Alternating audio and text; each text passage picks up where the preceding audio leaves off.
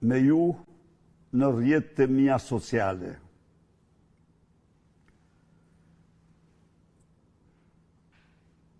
Shqipëria ndodhet në një krizë të thellë, e cila ka në themel mungesën e plot të legjimitetit të qeverisë aktuale dhe kreut të saj Edi Rama për disa arsye madhore. Së pari, është faktuar se kjo qeveri erdhi në pushtet me një farsë elektorale,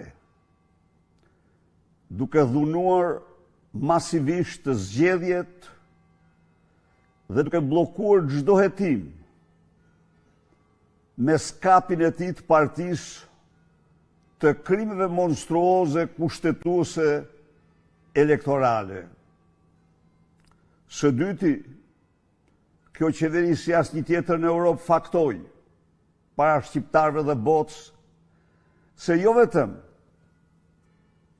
vjedh shqiptarët në mënyrë të papërmbajtur, por hajdutët e saj, Rama dhe Balluku, janë mbi çdo ligj në këtë vend, ndaj dhe përdoren 83 mandatet e krimit.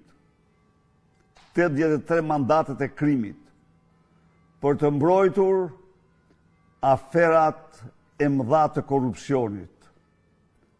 Një qeveri që nuk lufton korrupsionin dhe një qeveri që mbron korrupsionin, pavarësisht sa vota apo çfarë votë si ka marrë ato, humbet legjimitetin e saj para qytetarëve.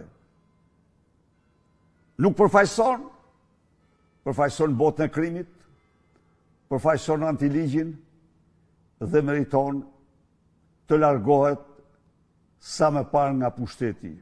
Së treti, kjo qeveri nuk ka asnjë legjitimitet sepse prej 70 ditësh në një protestë epike për Shqipërinë dhe Europën, dhjetra, qindra mijëra qytetarë shqiptar kanë protestuar dhe vazhdojnë protestojnë në rrugë dhe sheshet e Tiranës për orë të tëra, për probleme madhore, kundër politikave anti-shqiptare të shpopullimit të Shqipërisë, kundër politikave shkatrimtare të mjedisit dhe jetës në këtë vend, kundër vjedhjes masive të shqiptarëve nga qeveritarët dhe pavarësisht se zëri i tyre ka ushtuar fuqishëm në mbar botën, në të gjitha vendet e lira të botës, ka fituar mbështetje dhe simpatit jashtëzakonshme,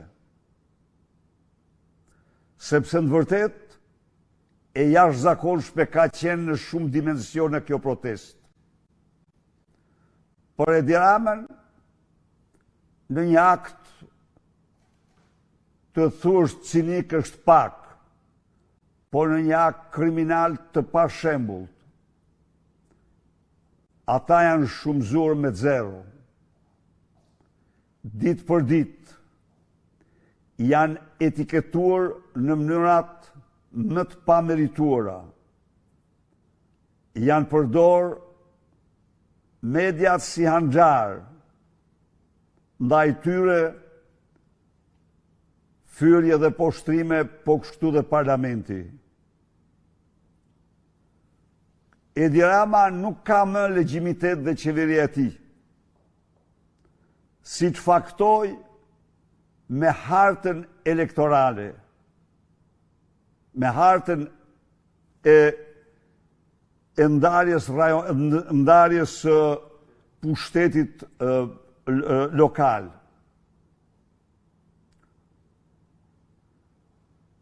Këto vite faktuan para shqiptarve se ndarja territoriale vitit 2014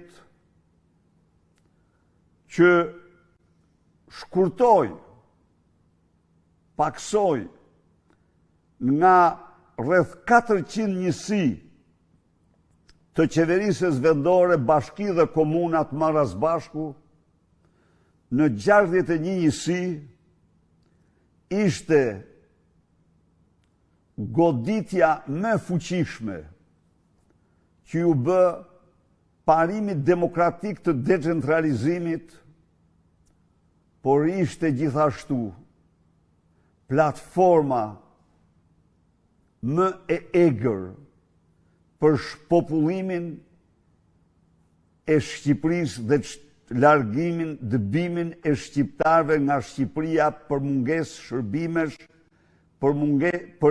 për bojkot total të tyre.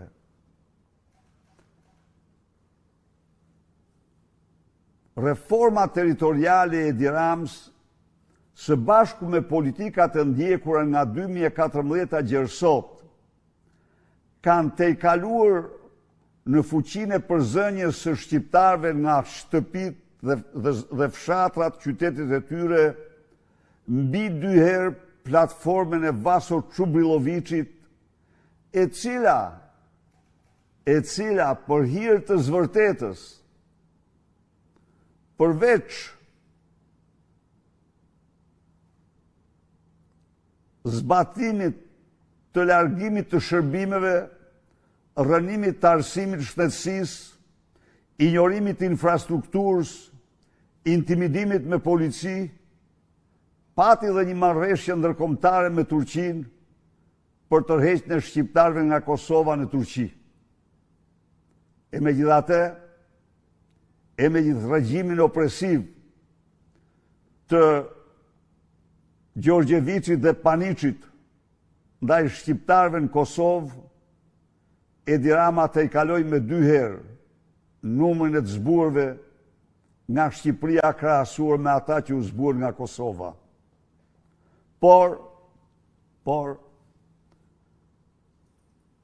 i pangopur në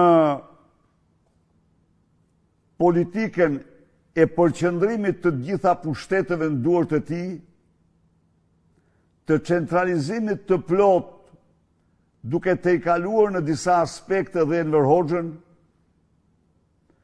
i pangopur në zbimin e shqiptarëve, genocidin e but ndaj shqiptarëve, ai ndërmori hapin tjetër, ku në vend që të korrigjonte gabimet katastrofale të reformës së parë, vazhdoi me shkurtimin e 15 bashkive të tjera, duke ulur numrin në 41 bashki. Në 46 bashki, në 46 bashki. Kjo ka sjell një reagim të fuqishëm të banorëve të bashkive të shkurtuara, por dhe një reagim të fuqishëm të banorëve të cilët humben pushtetin vendor në mënyrën më të pajustifikueshme në vitin 2014. Edi Rama, me këtë centralizim prej sultani, që nuk e ka patur kurrë në historinë e Shqipërisë një sundues, kërkon që çdo pushtet ta ketë në plën të dorës, kërkon të vazhdojë me tej zbimin e shqiptarëve dhe mbushjen e Shqipërisë me qytetarë të marrë nga Azia apo vende të tjera në aktin më kriminal, më antishqiptar. Në këtë rast unë përshëndes përzemërsisht të gjithë ata qytetarë të ri, të moshuar, burra, gra, që në 70 ditë protest lartësuan si kur më parë nderin dhe dignitetin e kombit shqiptar në betejën e tij për të ardhme.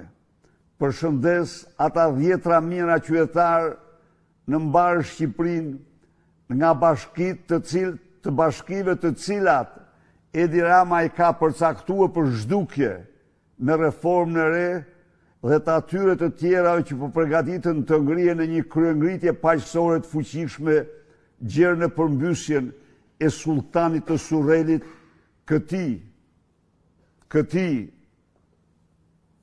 sundimtari që ka humbur çdo legjitimitet.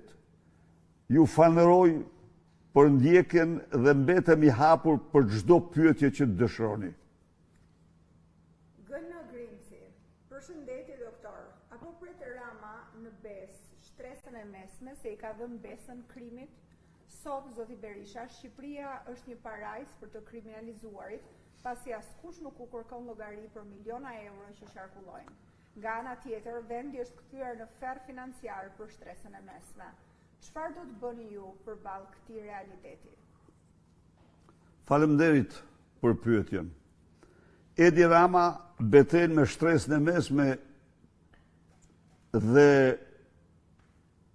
përpjekjen e tij për dëbimin e shtresës mesme nga Shqipëria e filloi me taksën 23% që u vuri profesioneve të lira, të cilat duhet ta pranojmë përbëjnë pjesën më vitale të shtresës mesme dhe të shërbimeve në Shqipëri. Nuk janë e tërë shtresa e mesme për profesionet e lira, por të njëjtin fat ai po i rezervon me çdo kusht kësaj shtrese në mënyrë që në Shqipëri të mbeten ai oligarkët e tij dhe punojës sklever të cilët nuk votojnë, por marrin rrogat dhe të shtypur qëndrojnë në punë një lloj si në vendet tjera pa të drejta nga vendet e Azisë, Afrikës e të tjerë.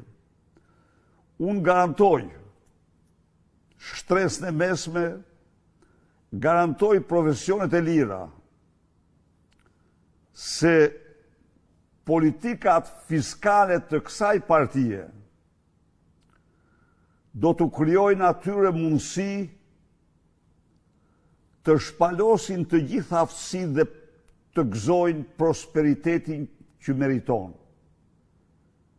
Shtresa e mesme është shtylla më kryesore e shoqërisë. Është promotori i zhvillimit të saj.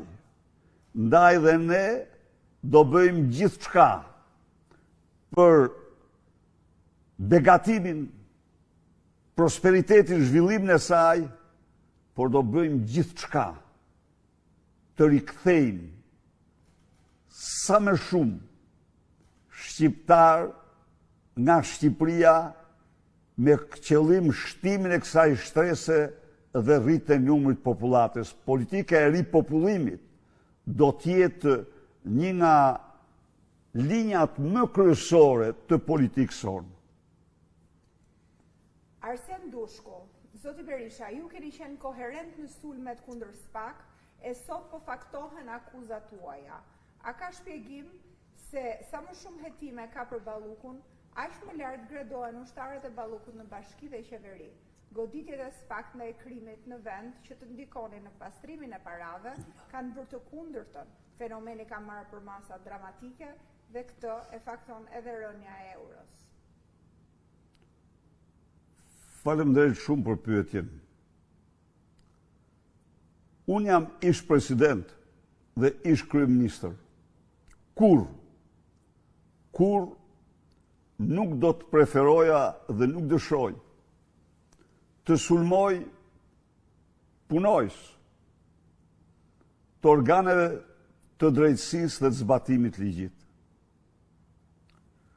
Problemi im do të jem i hapur me ju me SPAK-un që kur unë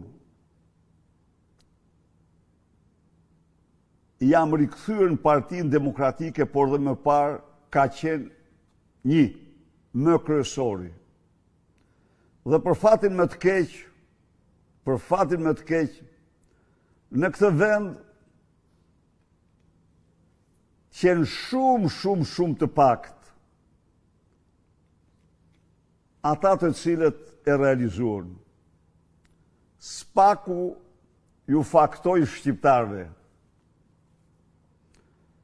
jo vetëm opozitarve, po të gjithë shqiptarve që besojnë tek vota e lirë, besojnë se pluralizmi politik është promotori dhe lokomotivi, lokomotiva jo vetëm e demokracisë, po e të ardhmës së një vendi, pa cilën nuk ka të ardhme. SPAK-u u bë gardian i krimit kushtetues elektoral.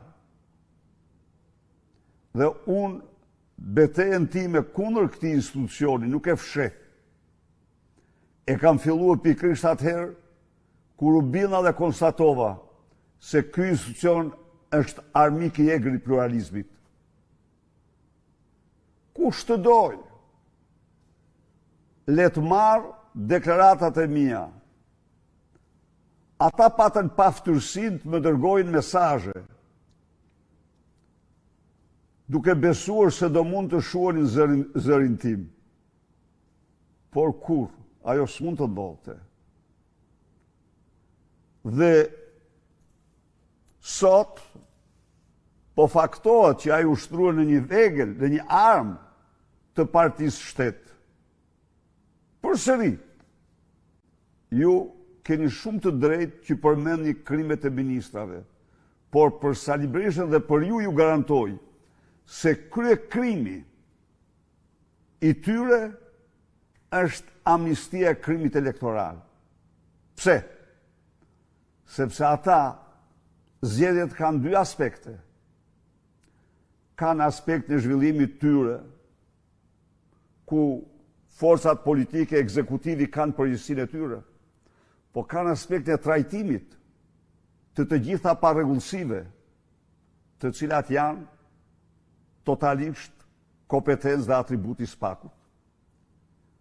Në qoftë se SPAK-u nga dhjetra dosje krimesh monstruoze të cilat janë të sankcionuara në këtë libër, me 1500 faqe,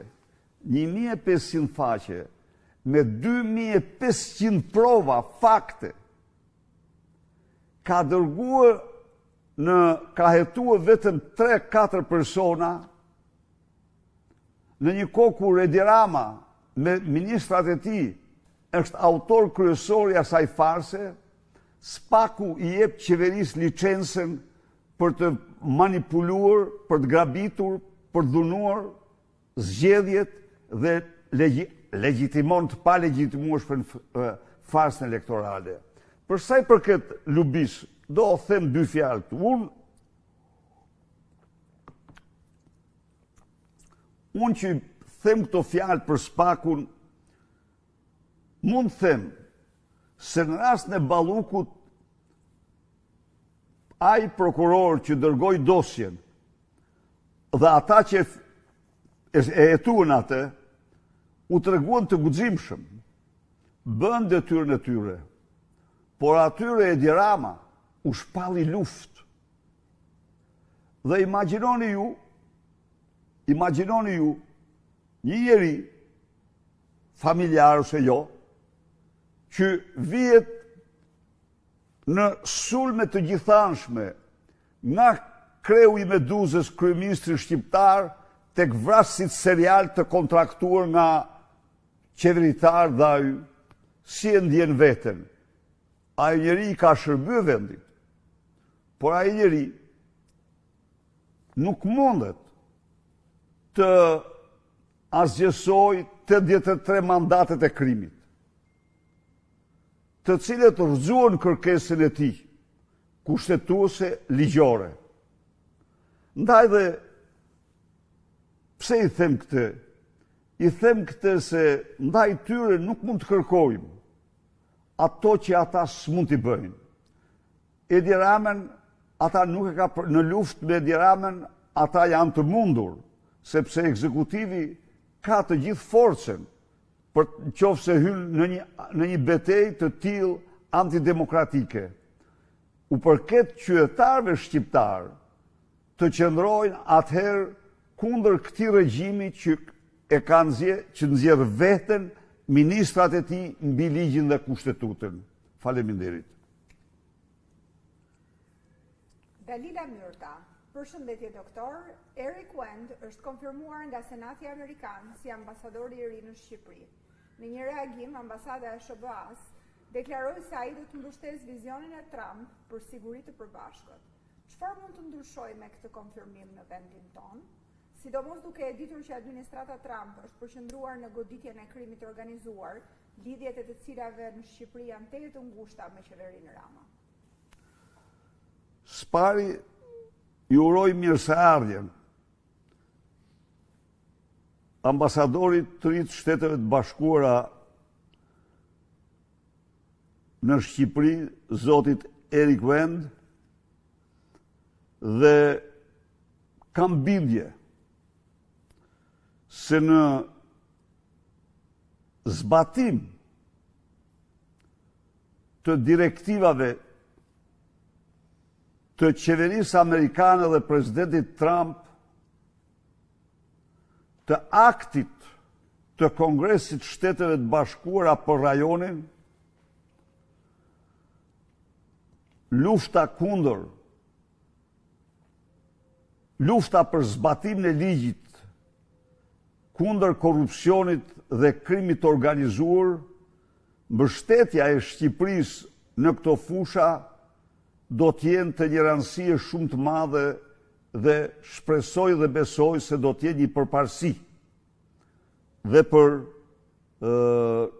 qeverinë e Shteteve Bashkuara dhe përfaqësues të saj ambasadorin në Tiranë. Unë ndaj plotësisht pikpamjen se trafikantët e drogës janë terroristë të egër. Dhe kur ata janë miliardierë,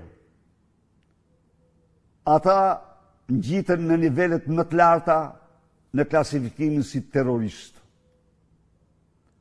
Ata përbëjnë kërcënim serioz, jo vetëm për kombën e vet, por dhe për kombet tjera. Krimi shqiptar është një krim shumë i rëndë. Imagjinoni vetëm një moment. Ka një vend në Europë në portet e cilit nuk kapet më as 1 kilogram drogë. Pse? Sepse portet u janë dorëzuar karteleve. Ato i menaxhojnë dhe flitet rëndom se kryeministri merr për portën e Durrësit nga karteli Troplin 300 milion euro në vit taks. Nuk e di, s'mund të them. Po kjo është një ajo që di me siguri është kjo, se nuk është kap prej 5 viteve as 1 kilogram drogë, se ka ndodhur gjatë saj periudhe që kontejneri ka kaluar pa jashtë skanerit, ka ardhur në Shkozet, është shkarkuar dhe pasi është shkarkuar është rikthyer për të kontrolluar. Ka ndodhur. Dhe ka ndodhur para një muaj shkarkimi 3 kontejnerëve plot me vinç, 3 kontejnerëve, shkarkimi me vinç 3 kontejnerëve plot euro. Këto ka ndodhur. Kështu që në këtë aspekt Shqipëria është një rrezik i madh.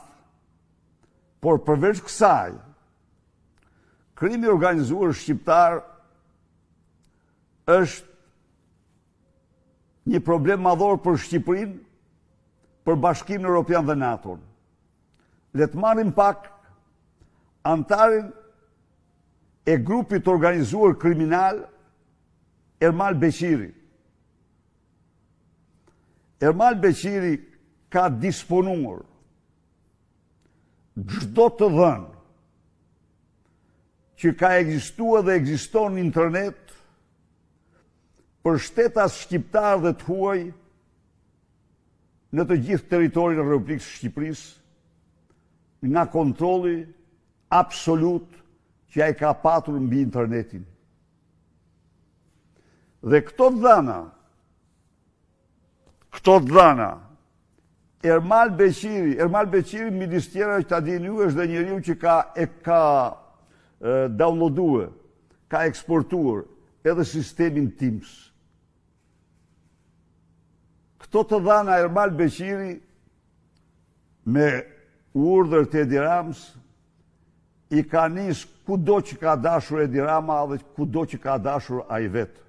Nuk e di nëse ishte akt spionazhi apo jo, do t'jetë drejtësia franceze ajo që do vërtetoj fluturimin e tij mbi instalimet bërthamore të Francës, por një gjë është e sigurt se ai dispononte dhëna që kur nuk duhet t'i dispononte, i ka përdorur vetëm për grupet kriminale shqiptare apo armiqtë e Shqipërisë, unë nuk besoj të jetë ndalë vetëm me grupet kriminale. Erlis Sina, doktor, si mendon se mund të ndihmojë opozita protestën që po zhvillohet prej 70 ditësh? Një në radhë parë, unë përshëndes çdo pjesëmarrës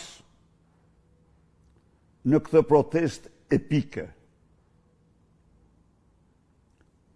Në këtë protestë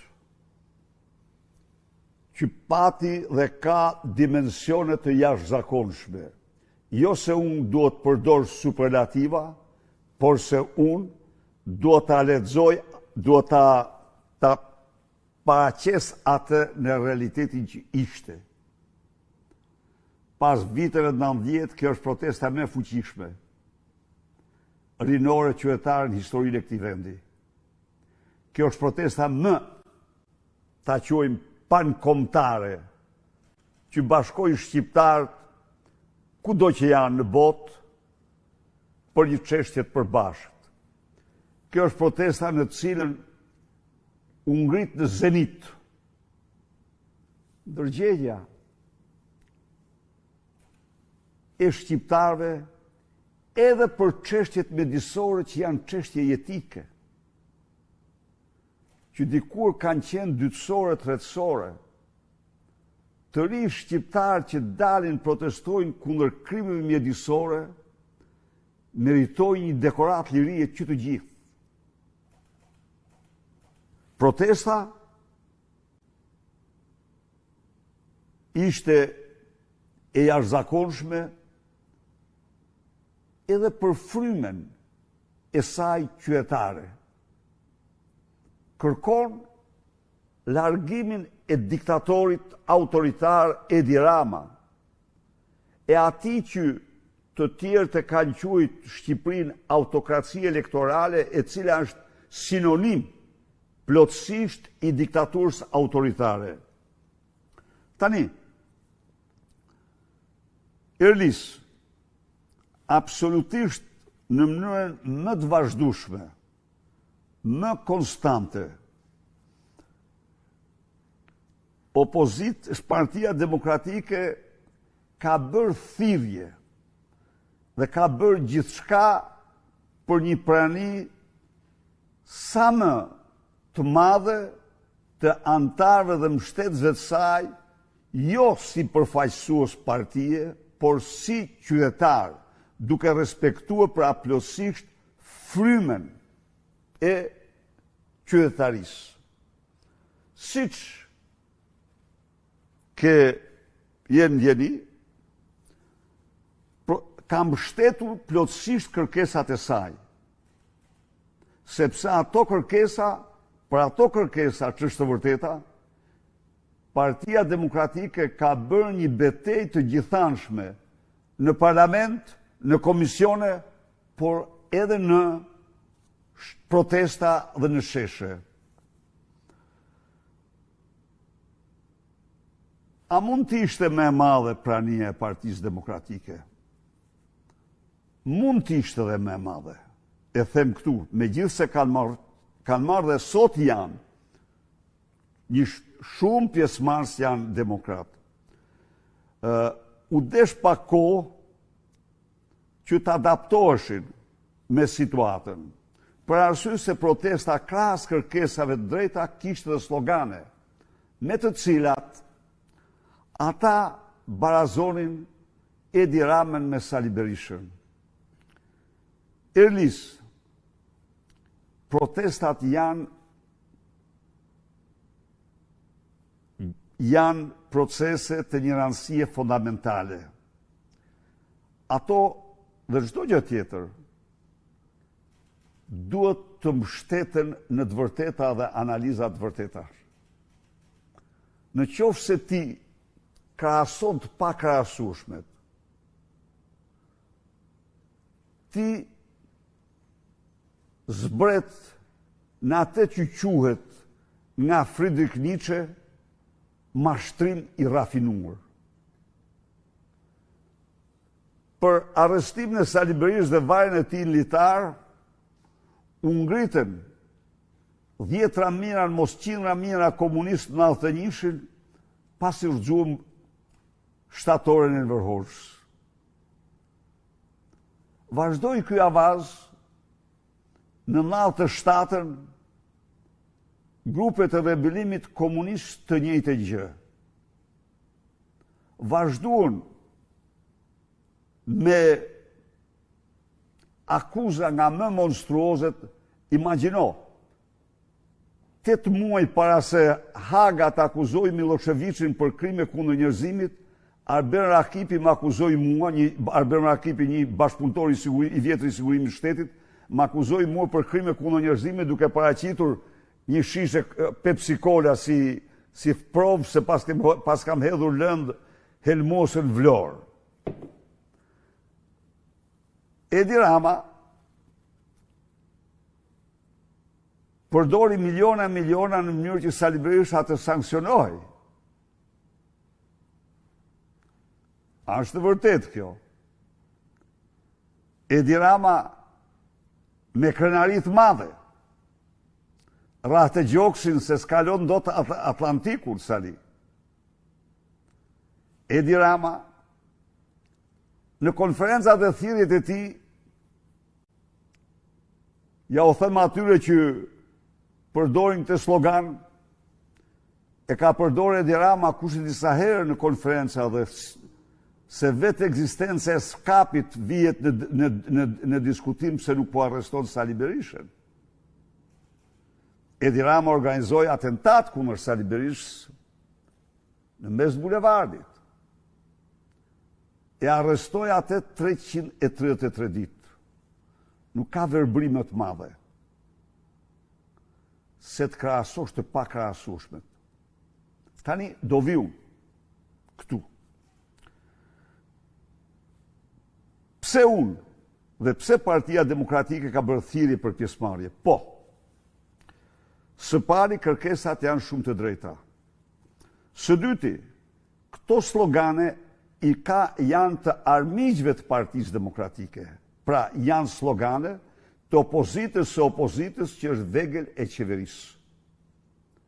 Ky slogan është gjithashtu i qarkulluar nga kush? Nga grupe sorosiane, duke ditur armiqsinë e madhe që unë kam me ideologjinë dhe qëndrimet e George Sorosit. Mirë po, sado që unë kam bërë qartë qytetarëve se këto nuk mund t'jenë një pengesë, edhe nuk janë absolutisht një pengesë. Pse? Pse nuk janë pengesë këto? Sepse kundër Edi Ramës ne do bashkëpunojmë dhe me armiqtë tanë. Në parim në lash romak, armiku i armikut tim është miku im. Në parim të më vonshëm kam dhënë në shembull që janë duk pak fantasmagorik, aleancën që Shtetet e Bashkuara bën me Bashkimin Sovjetik në luftën e dytë botërore. Ndaj dhe asnjë demokrat nuk duhet të ishte dhe nuk duhet të pengohet pa marrë pjesë në këtë protest. Dhe thirrja ime është të marrin pjesë, të kontribojnë në maksimumin e tyre. Natyrisht, siç e din, që në fillim, ne jemi shprehur se protesta nuk është proteste thirrur nga ne. Dhe se ne nuk bëjmë kurrë përpjekjen më të vogël për të për të akaparuar, për të përçarë këtë protest. Jo, ne e admirojmë atë, ne e respektojmë atë dhe i garantoj ata qytetarë që dalin çdo natë se po të mos ishte një protest qytetare, Sali Berisha çdo natë do t'ishte aty, por një lider partjak nuk i shërben asaj.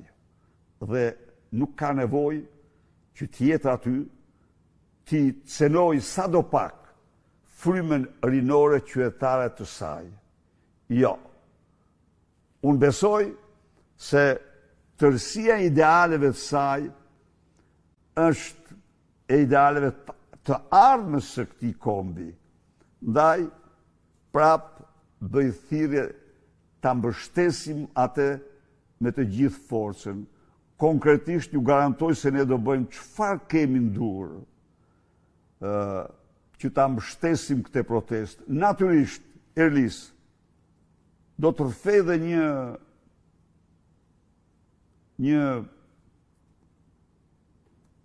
një diçka që nuk e them publikisht.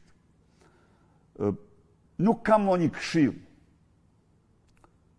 Edhe nuk është mirë që të gjithë ata që mund të kenë kritika ndaj protestës, të merren me kritikat, por të merren me anën si ta ndihmojnë atë.